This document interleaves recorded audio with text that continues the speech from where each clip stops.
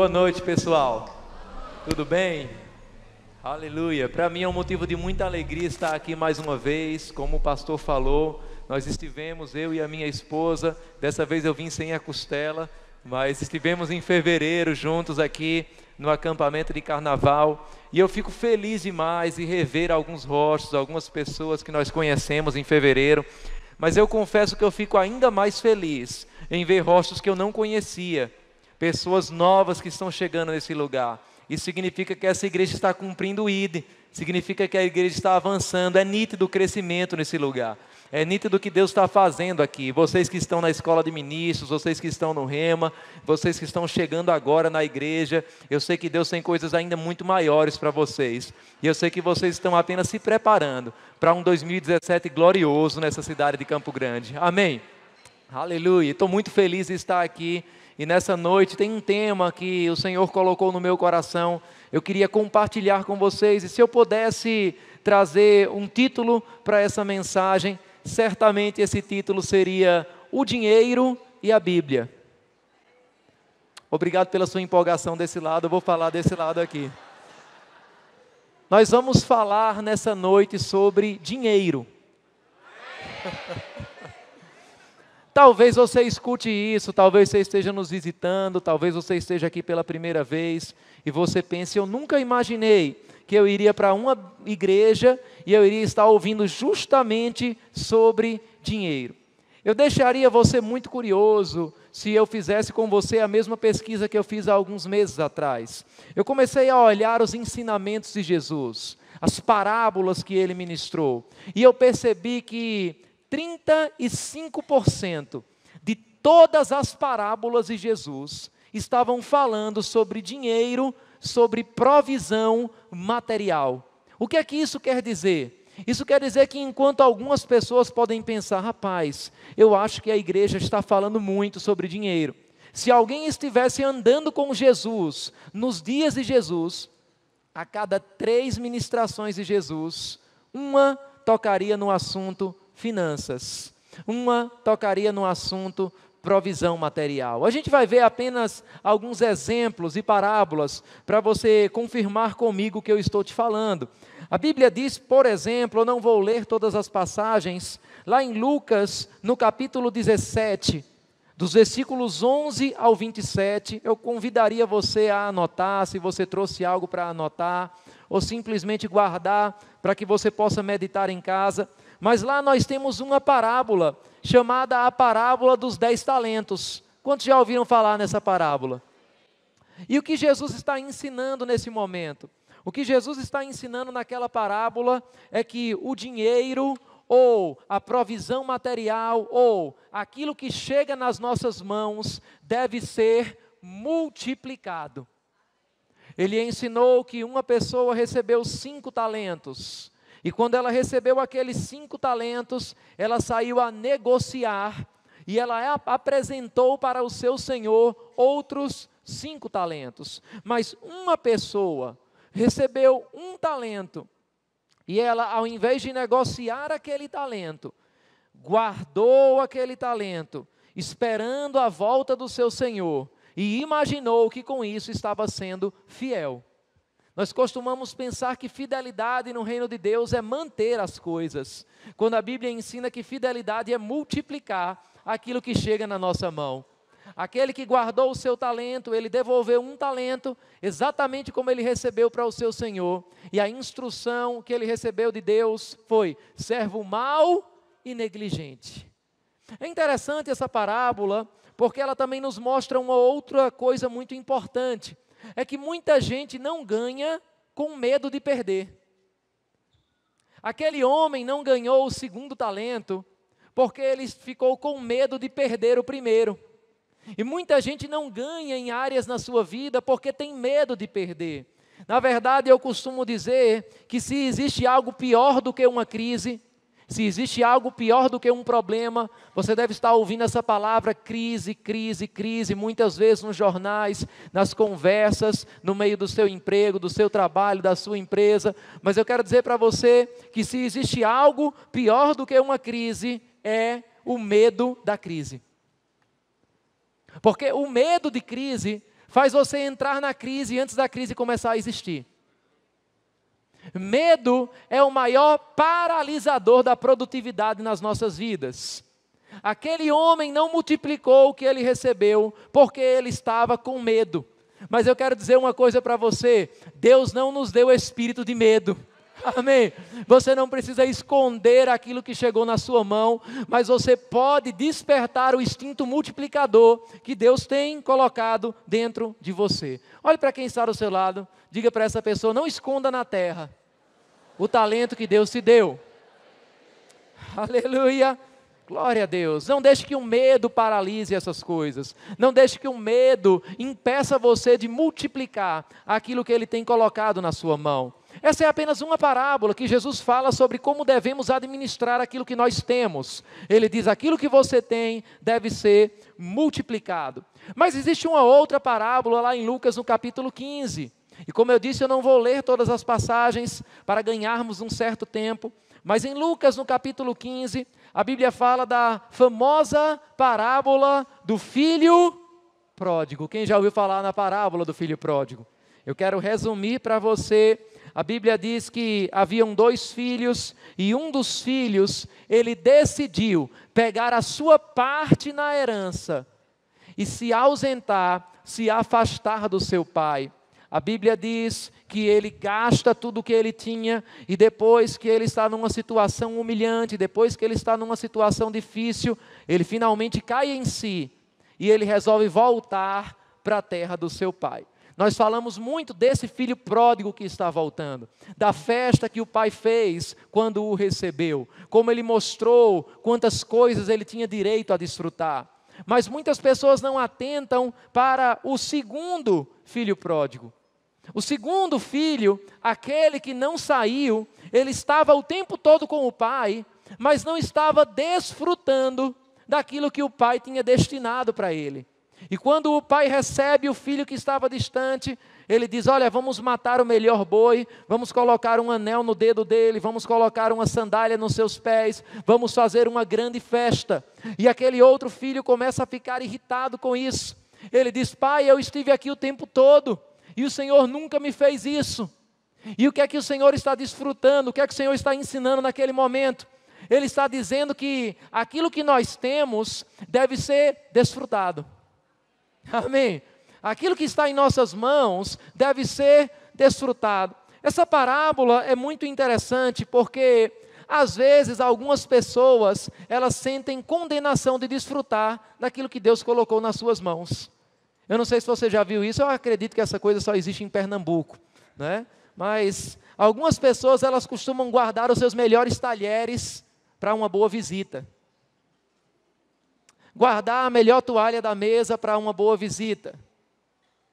Mas eu quero estimular você, querido, a muitas vezes preparar uma boa mesa, os seus melhores talheres, a melhor comida que você tem, e de repente o seu esposo chega lá e você preparou isso para ele, e aí ele pergunta: qual é a visita? Quem é que está vindo de diferente? Está chegando alguém importante? Você vai dizer: sim, nós somos importantes.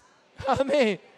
Quero estimular você, sem nenhuma condenação, a qualquer dia desses pegar você e levar você para sair num bom restaurante. Amém? Porque você é uma pessoa importante e você merece desfrutar daquilo que Deus colocou na sua mão. Agora, essa parábola também me mostra um outro princípio muito importante. Preste atenção, olha que coisa curiosa. Aquele filho tinha tudo, ele estava com o pai. Ele podia desfrutar na hora que ele quisesse, mas ele diz: eu quero o que é meu, e eu quero sair com a minha parte para desfrutar sozinho a minha parte. Preste atenção nisso, guarda isso no teu coração. Muitos filhos estão trocando o acesso pela posse. Eu vou dizer de novo isso para você entender. Quando você entende que você não tem nada, que você apenas administra, você tem acesso a tudo. Aleluia. Uma vez alguém chegou para um pastor numa determinada igreja, e eu ouvi ele contando esse testemunho, e a pessoa disse: pastor, é verdade que nessa igreja, se eu me converter, se eu me tornar membro desse lugar, eu tenho que dar 10% de tudo que eu tenho para Deus?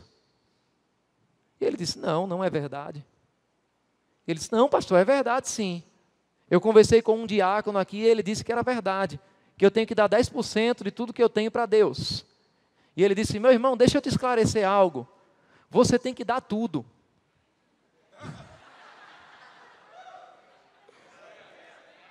Você só nasce de novo se você reconhecer Ele como Senhor da tua vida. Isso quer dizer que Ele é dono de tudo. Agora, Ele vai deixar você cuidar de 90%. E 10% você devolve para Ele. Sabe o que isso significa, querido? Significa que muitas vezes nós estamos trocando o acesso pela posse.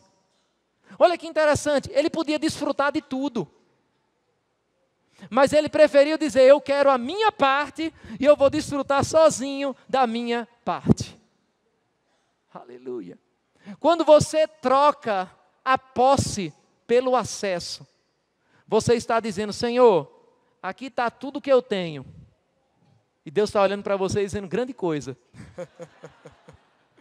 Aqui está tudo que eu tenho, Senhor, é teu. E o Senhor está dizendo, você me entregou a posse, agora eu dou acesso a você para todas as coisas. Aleluia, aleluia. Ele preferiu desfrutar de um pequeno universo de coisas, que ele poderia dizer que era dele, do que dizer, é tudo do meu Pai, mas eu posso desfrutar de tudo. Aleluia, precisamos aprender sobre esse princípio, precisamos aprender a trocar a posse pelo acesso nas nossas vidas. Mas Jesus ensina muitas outras coisas a respeito de finanças. Lá em Lucas, no capítulo 16, dos versículos 1 ao 9, se você quiser anota essa passagem também. Nós temos uma parábola, nós temos uma passagem, talvez um pouquinho menos conhecida que as duas primeiras que eu citei. É a parábola do mordomo astuto. Quantos já ouviram falar dessa parábola? Aleluia, poucas pessoas. Mas a Bíblia fala sobre alguém que tinha uma dívida de um senhor, e ele saiu a negociar aquela dívida com outras pessoas que deviam a ele. Vamos ler um pouquinho dessa parábola. Vai comigo em Lucas, no capítulo 16. Só para você não dizer que o pregador ainda não abriu a Bíblia. Abre comigo no capítulo 16, o livro de Lucas. Aleluia.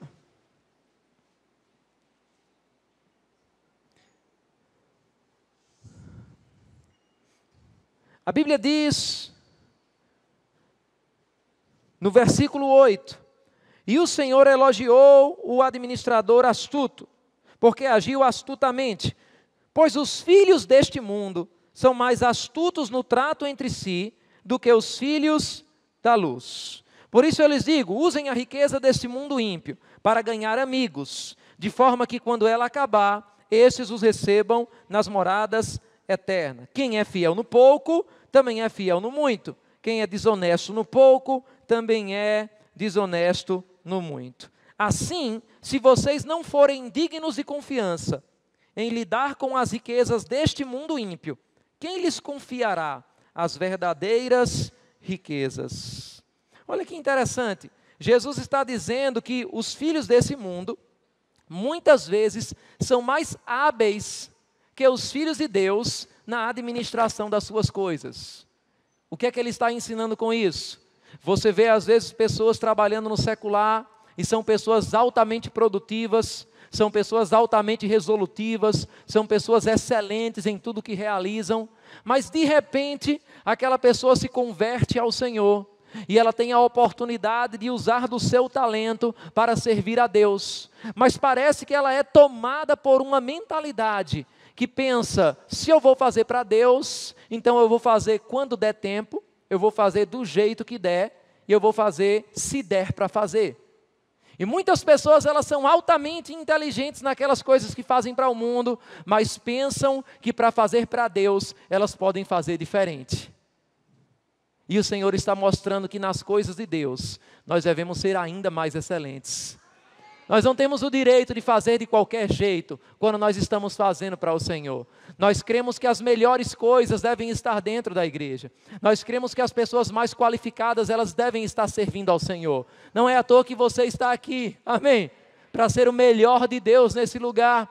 Nós vemos outras passagens, a Bíblia diz, por exemplo, em Lucas, no capítulo 14, e versículos 28 a 32, onde ele faz uma parábola a respeito da construção de uma torre. Se você quiser, você pode anotar.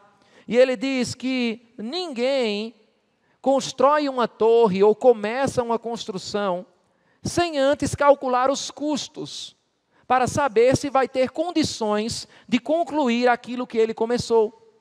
O que Jesus estava ensinando ali? Jesus estava ensinando sobre administração financeira.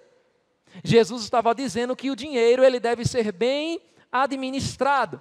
Jesus era um excelente planejador. E muitas pessoas, elas, por confundir alguns princípios bíblicos, elas pensam que a prosperidade depende apenas de você semear. A lei da semeadura é um princípio fundamental para a nossa prosperidade. E é um princípio maravilhoso, nós temos excelentes resultados com isso. Mas o Senhor nos ensina a bênção do trabalho, o Senhor nos ensina a importância de uma boa administração, o Senhor nos ensina diversos outros princípios que às vezes simplesmente negligenciamos. Mas estamos vendo aqui que se você andasse com Jesus, e você talvez tivesse essa mentalidade, a igreja fala muito sobre dinheiro, talvez você fosse uma das pessoas naqueles dias que iriam também estar criticando Jesus. Nós temos outras parábolas que eu poderia mostrar a você. Por exemplo, em Mateus, no capítulo 20, dos versículos 1 ao 16, existe uma famosa parábola, que é a parábola dos trabalhadores na vinha. Quantos lembram dessa parábola? Como menos da metade levantou as mãos, eu quero ler com você. Mateus capítulo 20, versículo 1, vamos lá. Eu creio que essa é uma noite de ensino para libertar a tua vida nessa área, amém? Mateus capítulo 20, versículo 1, a Bíblia diz assim: pois o reino dos céus é como um proprietário que saiu de manhã cedo para contratar trabalhadores para a sua vinha. Ele combinou pagar-lhes 1 denário pelo dia, e mandou-os para a sua vinha. Por volta das 9 horas da manhã, ele saiu e viu outros que estavam desocupados na praça, e lhes disse: vão também trabalhar na vinha, e eu lhes pagarei o que for justo. E eles foram. Saindo outra vez, por volta do meio-dia, e das 3 horas da tarde, fez a mesma coisa. Saindo por volta das 5 horas da tarde, encontrou ainda outros que estavam desocupados, e lhes perguntou: por que vocês estiveram aqui desocupados o dia todo? Porque ninguém nos contratou, responderam eles. Ele lhes disse: vão vocês também trabalhar na vinha. Ao cair da tarde, o dono da vinha disse ao seu administrador: chame os trabalhadores e pague-lhes o salário, começando com os últimos contratados e terminando nos primeiros. Vieram os trabalhadores contratados por volta das 5 horas da tarde. Cada um recebeu 1 denário. Quando vieram os que tinham sido contratados primeiro, esperavam receber mais, mas cada um deles também recebeu 1 denário. Quando o receberam, começaram a se queixar do proprietário da vinha, dizendo-lhes: estes homens contratados por último, trabalharam apenas 1 hora, e o Senhor os igualou a nós, que suportamos o peso do trabalho e o calor do dia. Mas ele respondeu a um deles: amigo, não estou sendo injusto com você. Você não concordou em trabalhar por 1 denário? Receba o que é seu e vá. Eu quero dar ao que foi contratado por último o mesmo que eu lhe dei. Não tenho o direito de fazer o que quero com o meu dinheiro? Ou você está com inveja porque eu sou generoso? Assim, os últimos serão os primeiros e os primeiros os últimos. O que é que a Bíblia está nos ensinando aqui? A Bíblia está mostrando que o dinheiro deve ser usado para exercer generosidade. Aleluia. Ele estava dizendo: olha, eu comecei a trabalhar no começo do dia, eu recebi 1 denário, ou seja, 1 diário, o trabalho de 1 dia. Mas essa outra pessoa veio no finzinho da tarde, e aí no final do dia você pagou 1 diária para ele também. E ele disse: o que é que você tem a ver com o que eu quero fazer com o meu dinheiro? Aleluia! Sabe, queridos, nós crentes devemos ser as pessoas que dão as maiores gorjetas nos restaurantes. Obrigado por metade de améns nesse lugar. Aleluia. Nós, cristãos, devemos ser as pessoas que são mais generosas com as nossas finanças.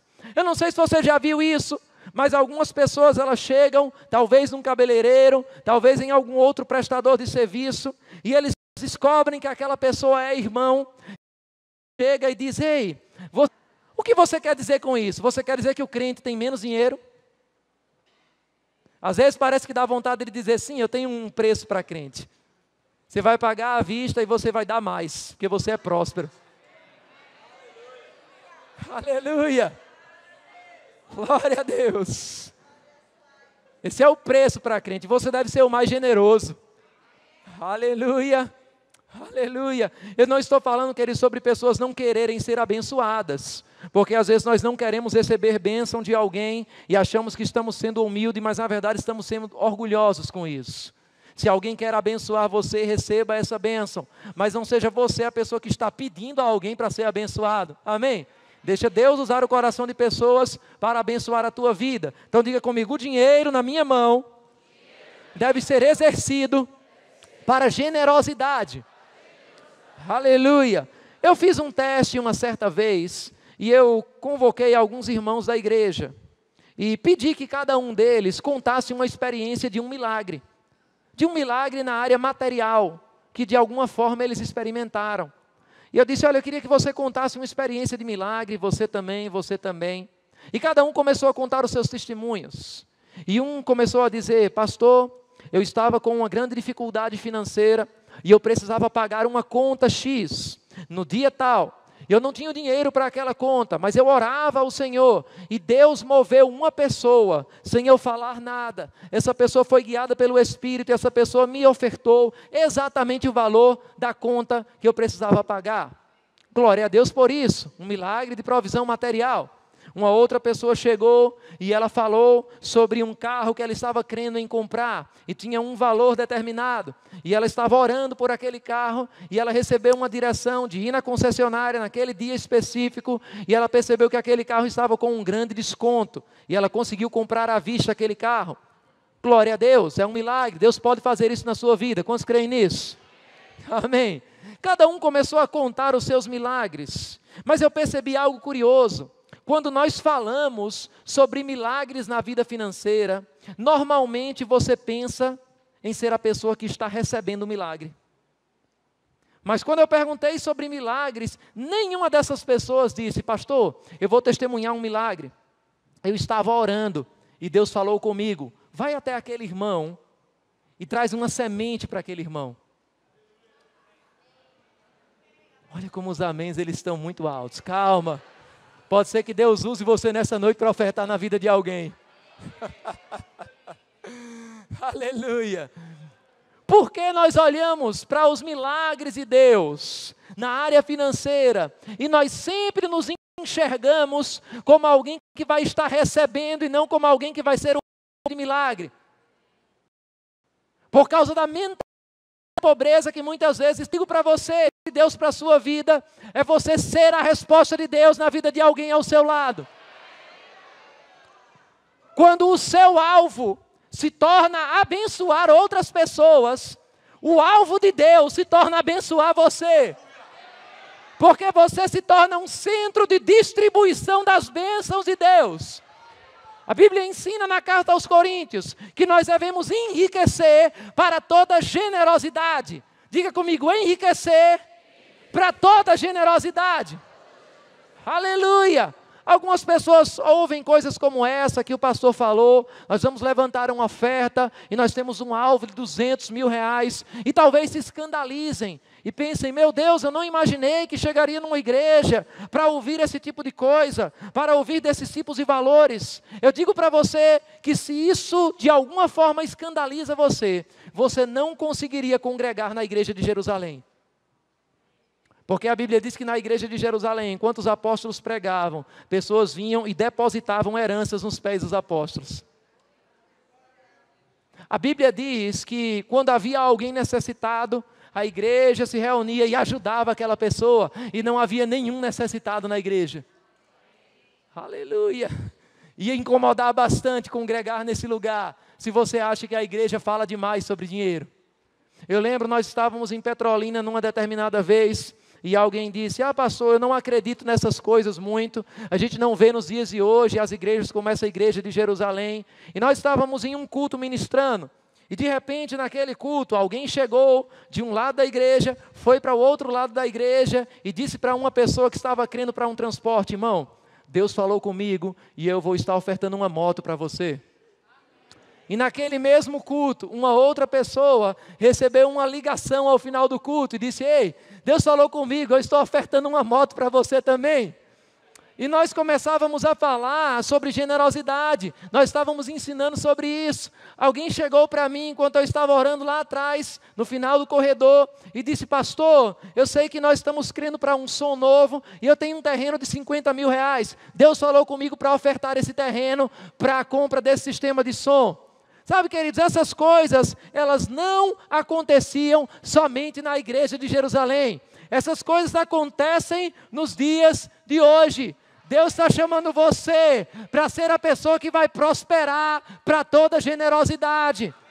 E talvez, enquanto você escuta essa mensagem, você possa estar pensando, mas pastor, tem uma passagem na Bíblia que diz que quando você der, a sua mão direita não deve saber o que a sua mão esquerda está fazendo. Mas eu quero lembrar para você que Jesus estava dizendo, quando você der esmolas, a sua mão direita não deve saber o que a mão esquerda está fazendo. Isso não é uma esmola, isso é uma oferta. Amém. Quando você dá uma esmola e você torna isso público, você cria uma dependência daquela pessoa que recebeu para com você. Você pode expor, você pode envergonhar aquela pessoa, mas quando nós estamos ofertando, o nosso testemunho está motivando outras pessoas a pegarem junto nessa mesma visão. É por isso que eu não tenho medo de dizer que nós somos ofertantes generosos na obra do Senhor. A nossa igreja em Petrolina é uma igreja generosa na obra do Senhor. Essa igreja é uma igreja de pessoas generosas. Sabe por que essa igreja está avançando? Porque essa igreja tem pessoas muito ricas que estão patrocinando o reino de Deus nesse lugar. Olhe para o lado de alguém agora, diga, ele está falando de mim. Aleluia! Aleluia! Pastor, mas a Bíblia diz que o dinheiro é a raiz de todos os males. Não. O amor ao dinheiro é a raiz de todos os males. O dinheiro é um péssimo patrão, mas é um excelente funcionário. Se ele manda em você, ele vai dominar você. Você não pode servir a dois senhores.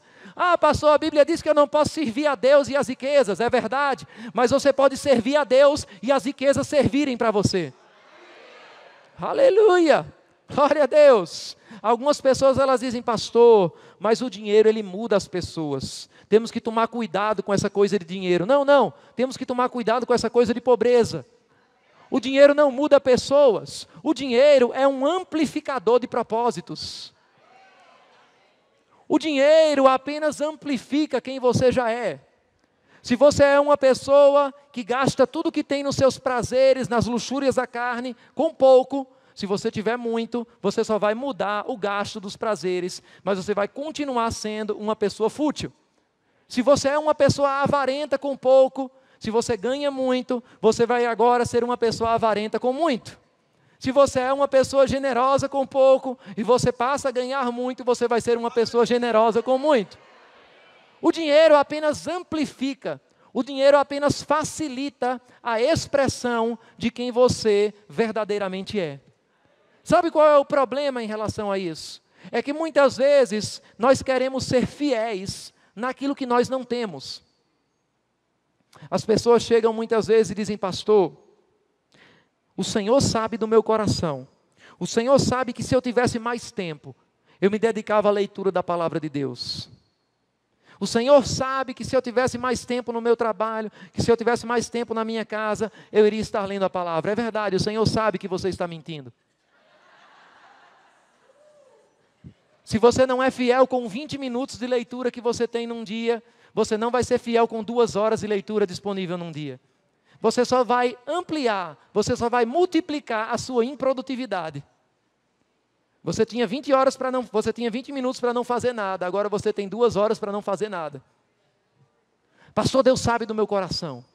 Deus sabe que se eu tivesse uma grande quantia, pastor, eu ia dar uma grande oferta para esse projeto, eu ia dar uma grande oferta para essa obra. Deus sabe do seu coração.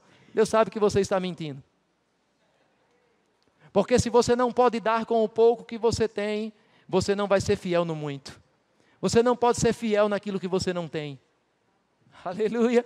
Você não pode ser fiel administrando o tempo que você não tem. Você não pode ser fiel administrando os recursos que você não tem. Algumas pessoas, elas pensam que de alguma forma o dinheiro vai causar mal para você. Algumas pessoas pensam, por causa da mentalidade religiosa, que o dinheiro afasta as pessoas de Deus. Quem já ouviu esse pensamento? Eu não vou perguntar quem já pensou, para você não ficar com vergonha. Quem já ouviu alguém, um primo, pensando esse tipo de coisa? O dinheiro afasta as pessoas de Deus. Querido, eu vou dizer uma coisa para você entender de uma vez por todas. Se o dinheiro afastasse você de Deus, o diabo ia dar um aumento a você a cada mês.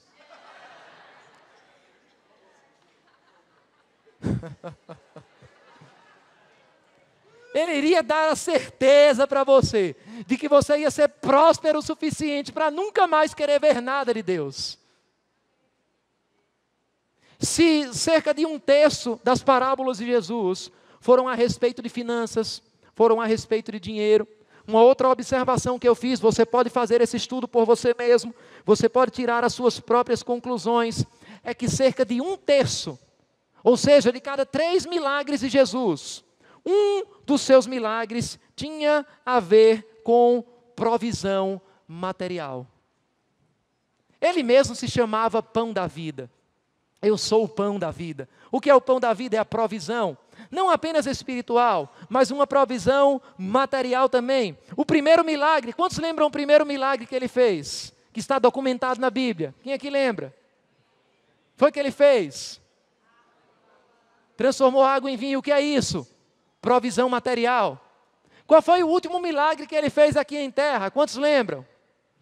Multiplicação dos pães e dos peixes. O que é isso? Provisão material. Aleluia. Nós precisamos ver a Bíblia de um ponto de vista prático. Jesus, ele ensinou Pedro a pescar, e depois ele disse, vinde após mim, e eu vou te fazer pescador de homens. Agora, pensa um pouquinho naquela história de Pedro. Pedro trabalhava na pesca. Algumas pessoas pensam, Pedro, pobre pescador. Pedro não era um pobre pescador, Pedro tinha uma companhia de pesca. Porque ninguém naqueles dias tinha um barco que poderia ir para o mar alto se não tivesse dinheiro. Quantos aqui tem barco próprio? Aleluia. Se hoje não é tão fácil de ter um barco, imagina naqueles dias. Mas ele tinha um barco, e quando aquele barco ficou cheio de peixe, a Bíblia diz que ele chamou o parceiro de pesca. Ele tinha um outro parceiro na sua empresa de pesca daqueles dias. Agora ele trabalhava, ele era um empresário da pesca daqueles dias. E aí Jesus diz mais ou menos assim, ó, deixa tudo e vem me seguir, vem viver do ministério. Eu pergunto a você, quem sustentou Pedro? Certamente haviam pessoas que sustentavam o ministério de Jesus, mas eu quero dizer uma coisa também para você, aquela pesca maravilhosa conseguiu trazer uma oferta tão grande para a vida de Pedro. Você sabia que Pedro vendia peixe? O que você acha que foi feito com aqueles peixes? Aquela pesca lançou Pedro no ministério em tempo integral. Aleluia. Todos os milagres de Jesus tinham a ver com provisão. Quando Jesus ressuscitou, os discípulos, por um momento pensaram que Deus não iria mais provê-los através de Jesus. Porque Jesus tinha dito, deixa esse ramo. E agora eu vou chamar você para um outro ramo. Você vai ser pescador de homens. E eu vou prover tudo para a sua vida. Mas por um momento, mesmo esquecendo o que Jesus tinha dito, a Bíblia diz no finalzinho do Evangelho, você pode ler depois na sua casa, que Jesus perguntou aos discípulos um por um, e ele disse, quando eu enviei vocês, sem sandálias, sem alforje, sem ouro, faltou alguma coisa? E um por um eles disseram, não Senhor, não faltou nada. Não Senhor, não faltou nada. Não Senhor, não faltou nada. Mas eles esqueceram dessa provisão que Jesus trazia para eles.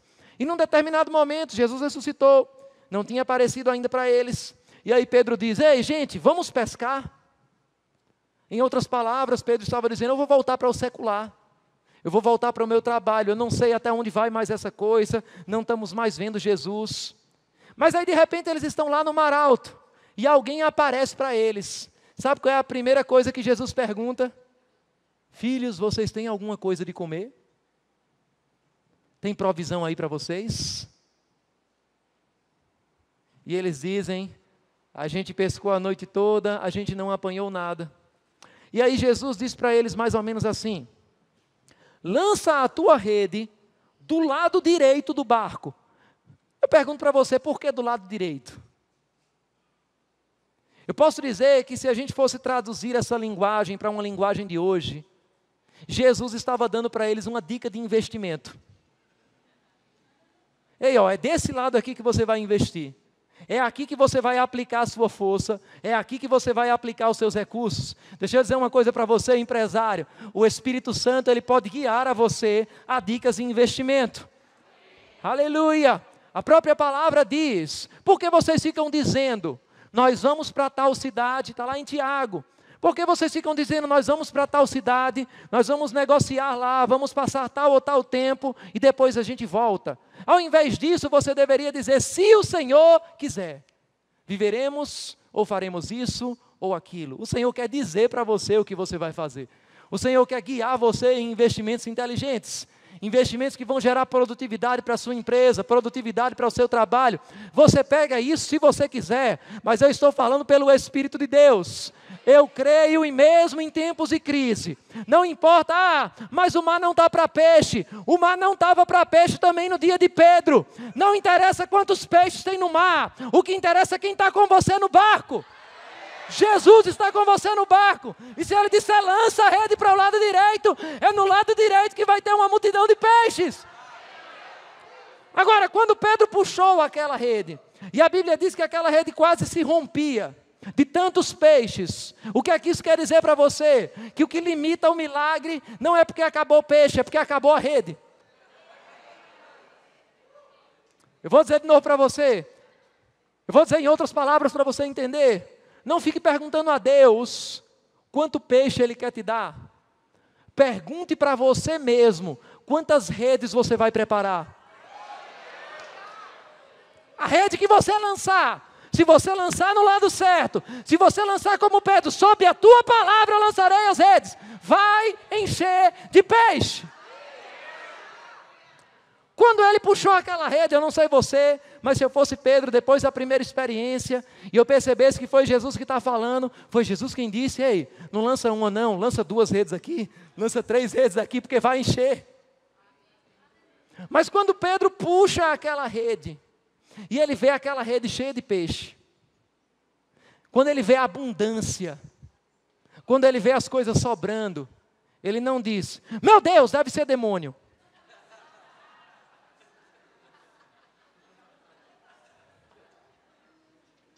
Meu Deus, que prosperidade. Tem gente que tem medo de prosperar. Quando ele vê a abundância naquele lugar, ele se lembra de algo. É o Senhor. Está sobrando. Foi tão fácil, foi tão rápido. Abundância nesse lugar. É o Senhor. O Senhor está aqui. Ele lembra da provisão que desceu dos céus. Ele lembra do pão da vida e ele parte para o encontro do Senhor. Aleluia. Aleluia, abre comigo em Eclesiastes no capítulo 5. Aleluia, Eclesiastes capítulo 5 e versículo 18. Glória a Deus, glória a Deus. Olha o que a tua Bíblia diz.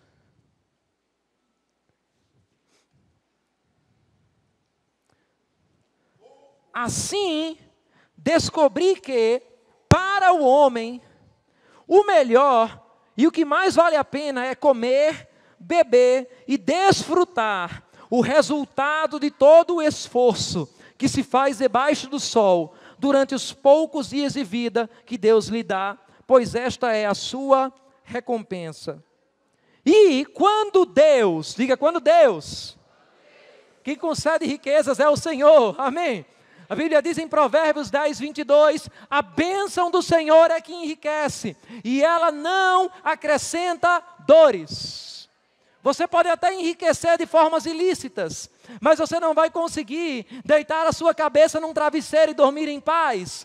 Mas a bênção do Senhor, ela enriquece e ela traz paz. A bênção do Senhor prospera a sua vida e com ela não vem desgosto junto. Aleluia! É por isso que a Bíblia diz, quando Deus concede riquezas e bens a alguém, diga: Deus concede riquezas e bens. Aleluia! Quando Deus concede riquezas e bens a alguém e o capacita a desfrutá-los. Tem pessoas que até têm, mas ainda não são capacitadas a desfrutar.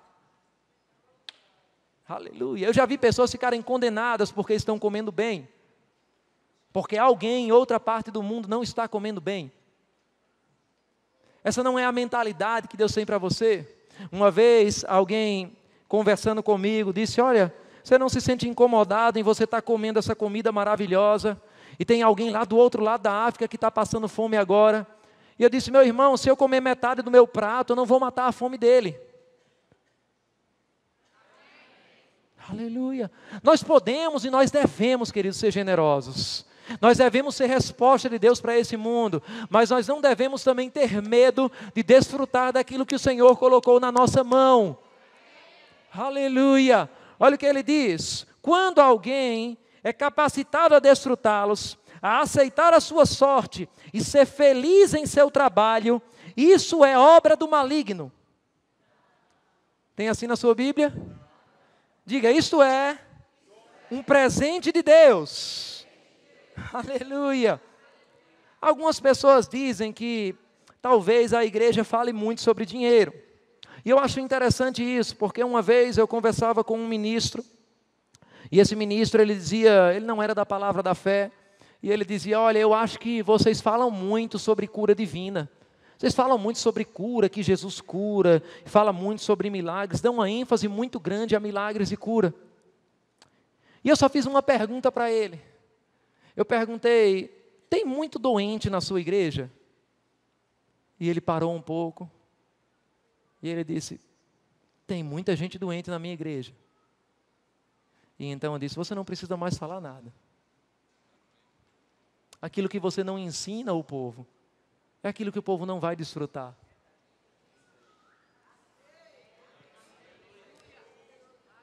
Se você fala muito sobre cura, as pessoas vão andar em cura. Se você ensina biblicamente sobre finanças, as pessoas vão prosperar. Aleluia. Se você está próspero o suficiente para ser a resposta de Deus em todas as áreas que Ele já falou com você, você não precisa ouvir essa mensagem. Você pode ir para a sua casa com a paz do Senhor. Mas se você sabe que tem mais de Deus para fazer, se você sabe que Deus, Ele é o Deus provedor, e você quer aprender a desfrutar mais do que Deus pode fazer através da sua vida, você está no lugar certo nessa noite. Aleluia, aleluia. Diga comigo: riqueza é dom de Deus. As pessoas dizem que falamos muito sobre dinheiro, e alguns dizem: nós deveríamos falar mais sobre missões. Fizemos há 2 anos atrás um workshop de missões, reunimos missionários de vários lugares, de várias cidades, que estavam se preparando para ir para o campo, e nós abrimos um momento de perguntas e respostas, onde os missionários em preparação podiam fazer perguntas para os missionários que já estavam no campo. E eu me surpreendi ao perceber que 80% das perguntas foram relacionadas a dinheiro. 80% das perguntas eram perguntas do tipo: como você faz para se manter no campo? Como você levantou parceiros na sua igreja de origem? Como você continua a se contactar com aqueles que estão dando suporte a você no seu ministério? 80% das perguntas eram perguntas relacionadas a dinheiro. As pessoas dizem: a gente deve falar muito sobre família. Com certeza devemos falar sobre família. Com certeza devemos falar sobre missões. Eu vi uma estatística nesses dias a respeito de divórcios. E cerca de 40% a 50% dos divórcios aconteciam por motivos financeiros. Isso quer dizer que se nós ensinarmos corretamente sobre finanças, provavelmente nós podemos eliminar 40% a 50% dos divórcios. Aleluia. Uma vez nós fizemos uma coisa diferente na igreja, nós pedimos para que as pessoas escrevessem, você não precisava colocar o seu nome, mas eu disse: eu gostaria que você escrevesse Qual é o milagre que você está precisando e que você está crendo de Deus para esses próximos 2, 3 anos? Vocês vão escrever, não precisa colocar o teu nome, nós vamos estar orando por você em relação a essas coisas. Nós pegamos junto com os pastores e nós começamos a orar por aqueles milagres em específico. E sabe o que nós percebemos? 60% dos pedidos de milagres eram financeiros. Pessoas pedindo por uma casa própria, pessoas pedindo por condições para pagar uma faculdade, pessoas pedindo por provisão para poder pagar uma dívida. Se 60% dos problemas das pessoas na igreja são financeiros, se 60% dos milagres que as pessoas estão esperando são financeiros, se 40% dos motivos de divórcio no meio das igrejas são financeiros, se 80% das necessidades dos missionários são financeiras, por que nós não devemos falar sobre finança na igreja? Aleluia.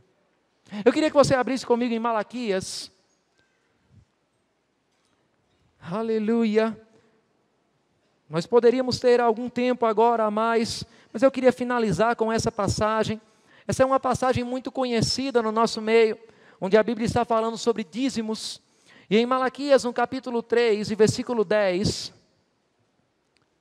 Aleluia. Olha o que a Bíblia diz. Último livro lá do Antigo Testamento, capítulo 3, e versículo 10. Eu vou ler a Nova Versão Internacional. Ele diz assim: tragam o dízimo todo ao depósito do templo. Ou algumas versões dizem, trazei todos os dízimos. Deixa eu dizer logo algo para você. Existe uma diferença entre trazer um dízimo e trazer o dízimo. O que é dízimo? É a 10ª parte.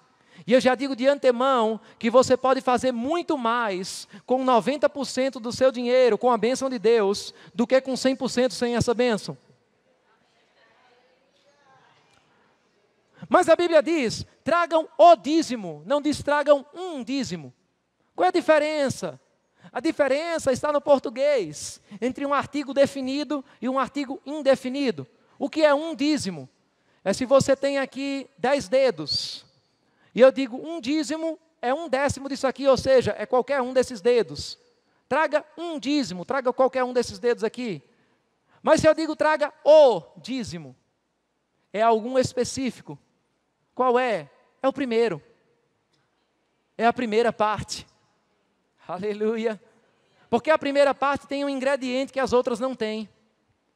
Quem aqui, eu vou fazer um teste de popularidade aqui na igreja. Quem aqui já recebeu a primeira fatia de bolo? O que é que a primeira fatia de bolo tem que as outras não têm? Tem o mesmo sabor. Tem o mesmo tamanho. Mas a primeira fatia tem um ingrediente chamado honra.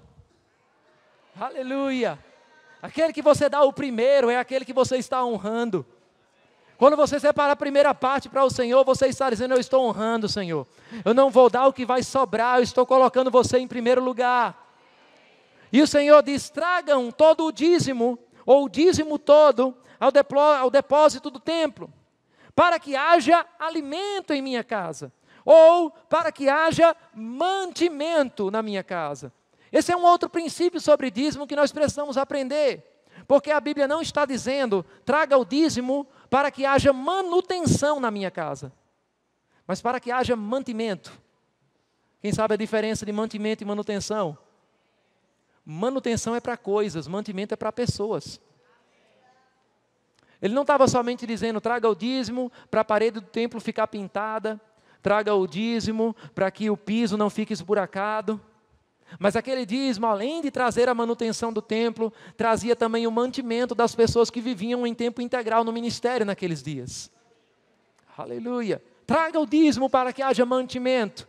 E aí depois ele diz, e fazei prova de mim, diz o Senhor dos Exércitos. Essa é uma das poucas passagens que o Senhor diz, faça prova de mim. Me teste nisso. Faça um teste com o Senhor, se você não é dizimista, se coloque como dizimista durante 3 ou 4 meses, e prove para você mesmo se as coisas não vão mudar na sua vida.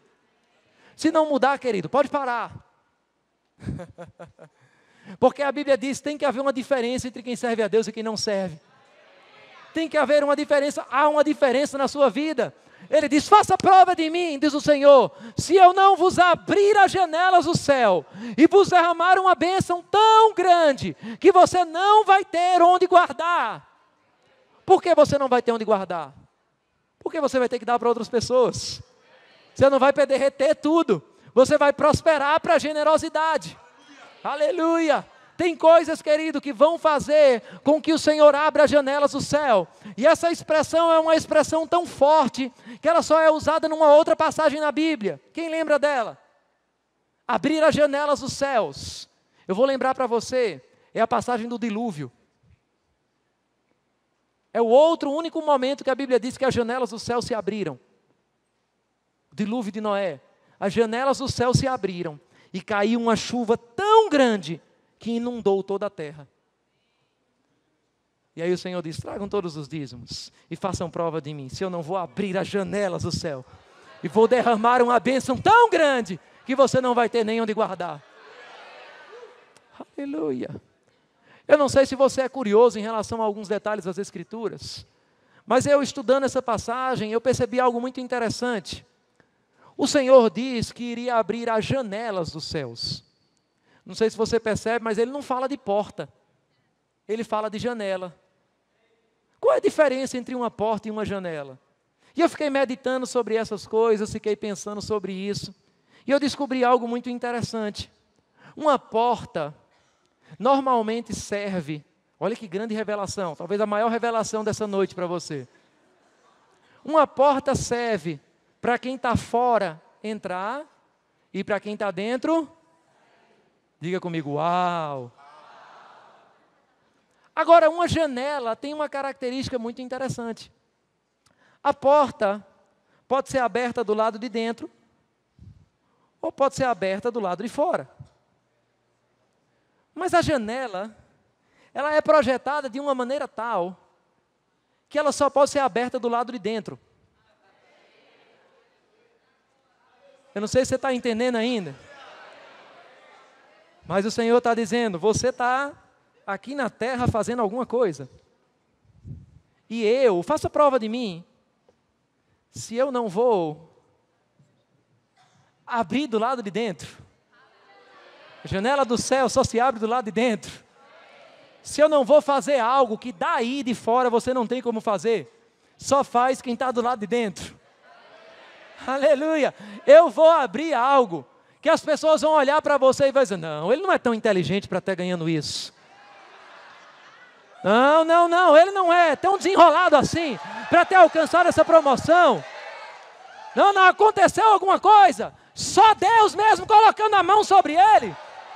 Tinha que ter sido Deus.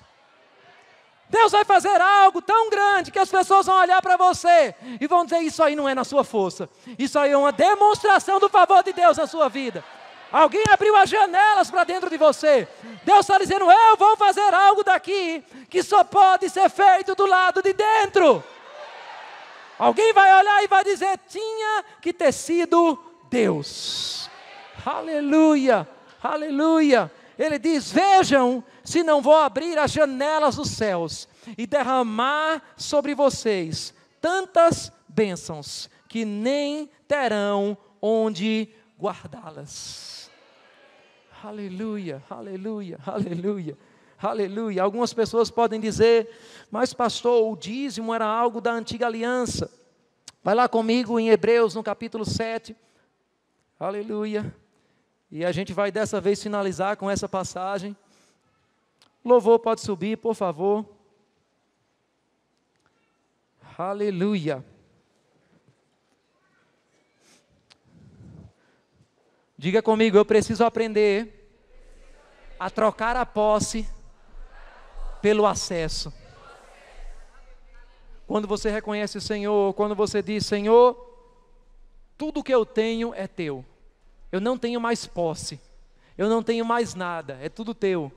Aí o Senhor diz, então agora você tem acesso a tudo que eu tenho. Aleluia. Ou você pode fazer como um filho pródigo e dizer, Senhor, me dá o que é meu e deixa eu desfrutar sozinho. Aleluia. Trocando posse pelo acesso. A Bíblia diz em Hebreus, no capítulo 17, capítulo 7, versículo 17. Aleluia. Hebreus capítulo 7 e versículo 17. Porquanto sobre ele é afirmado: tu és sacerdote para sempre, segundo a ordem de Melquisedeque. Veja agora o que diz o versículo 12. Certo é que, quando há mudança de sacerdócio, é necessário que haja mudança de lei. Nós estamos debaixo de um sacerdócio. Nós estamos debaixo do sacerdócio de Melquisedeque. E esse sacerdócio está escrito lá em Gênesis. A Bíblia diz que Abraão chegou diante de Melquisedeque, e Melquisedeque era sacerdote do Deus Altíssimo. E a Bíblia diz que Melquisedeque trouxe 2 elementos: pão e vinho. O que é que representa o pão e vinho? Aleluia. Diga comigo: a ceia do Senhor. Diga comigo: a nova aliança. Não existe pão e vinho em nenhuma outra passagem do Antigo Testamento. Porque no Antigo Testamento, os sacrifícios, o culto, não era feito com pão e vinho. Era feito com animais que eram mortos e eram queimados em holocausto. Mas naquele momento ele traz os símbolos da nova aliança. Porque ele era o sacerdote da nova aliança. E dentro daquele culto, debaixo da lei de Melquisedeque, a Bíblia diz: Abraão lhe entregou o dízimo de tudo.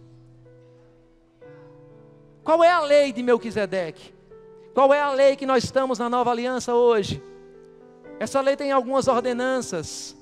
Nessa lei nós temos o pão e o vinho. Nessa lei nós temos a oportunidade de entregar os nossos dízimos como um fruto do nosso trabalho ao Senhor. Quando nós estamos dizimando, quando nós estamos ofertando, o seu dinheiro não sobe aos céus. O seu dinheiro vai ficar aqui na terra. O seu dinheiro vai administrar projetos na igreja. O seu dinheiro vai ser investido em missões. O seu dinheiro vai trazer uma vida digna para os ministros do Evangelho. Mas a sua atitude de entregar do fruto do seu trabalho, de entregar do tempo que você trabalhou ao Senhor, essa atitude sobe para os céus, como um cheiro suave diante do Senhor. Essa atitude é entregue como uma adoração, porque as nossas ofertas, elas comunicam adoração ao Senhor. E eu quero dizer uma coisa, e com isso nós vamos adorar ao nosso Senhor. Somente pensa nisso. Leva essa reflexão para a tua casa também. Quando Deus te pede uma coisa, quem é que está precisando?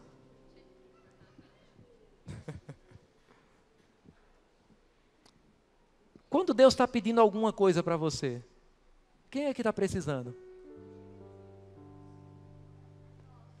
Eu vou perguntar de um outro jeito. Quando Jesus pediu o barco emprestado a Pedro para pregar a palavra, quem estava precisando? Jesus ou Pedro? A sua primeira resposta pode ser Jesus. Mas eu queria lembrar você que Jesus, se quisesse, podia andar sobre as águas.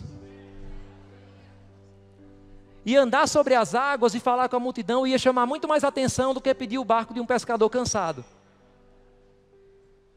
Isso mostra que Deus às vezes pode fazer coisas muito melhores sem a nossa ajuda.